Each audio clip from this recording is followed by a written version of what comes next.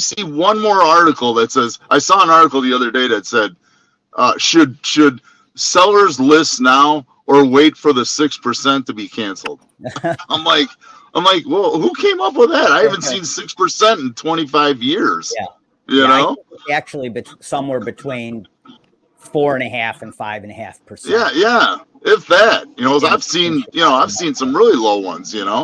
The whole thing is madness when I see the media just pumping 6%. I'm like, where is that? I haven't seen that in years. Well, the media, decades. Yeah. Anyways, they're digging for clicks. That's all. Exactly.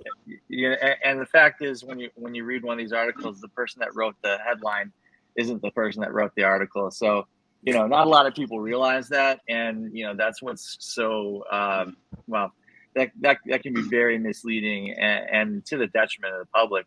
I think, Larry, to your question, how are you going to address that situation if you didn't already set that expectation with your client that, look, we might be searching for homes out there, and there might be someone who is not going to be offering the same broker co-op as what you're agreeing with me, and you're gonna say to that client, will you have cash to make up the difference? If not, you're gonna talk to someone like Dylan who's working with them. Hey, how do we need to structure this deal? What kind of closing cost credit do we need to negotiate up front in order to make sure that, nobody is left. Larry, you don't work for free. The buyer doesn't want you to not get paid either. They're not looking for a free lunch. They're looking to buy a house. Okay. Mm-hmm. So setting those expectations up front, if you're not already doing that, this is a good reminder that it's really, really important to make sure that you're not scrambling on the backside of the transaction to make sure you get paid. Because guess what? In the first situation, well, right. In the first situation where the expectation was set, you're going to be good. In the other situation where you just, figure, I guess it'll work out. Maybe it will, maybe it won't. I don't know. But set that expectation. Yeah, I think Larry, funny thing just occurred to me about the situation that you're talking about at hand and the rules of unintended consequences. So one of the things that we've all seen in the headlines, right? We were just talking about the media, is this idea that the basic rap is transactions are going to go down by 6%. This is good for the consumer, which we all know is BS, as we just discussed a little bit.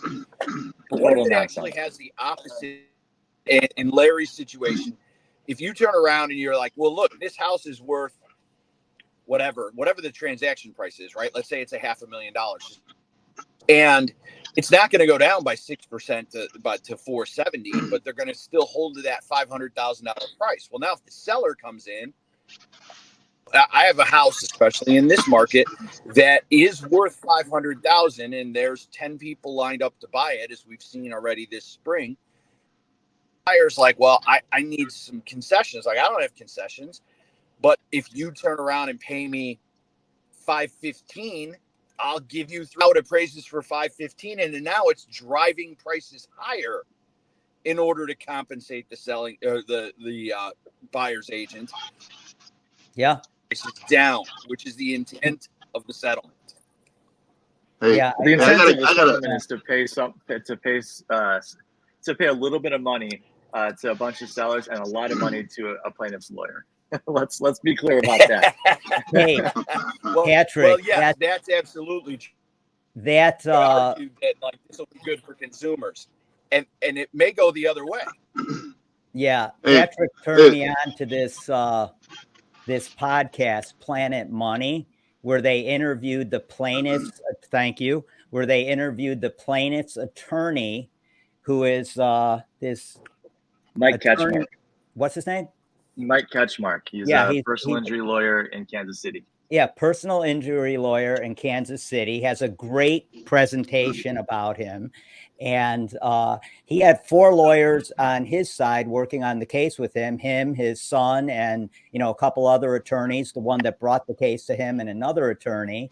And he mentioned how on one of the conference calls they had, I don't know if it was a discovery call or what it was, but there was those 4 attorneys for the plaintiffs on one side and 123 attorneys for the NAR on the other side.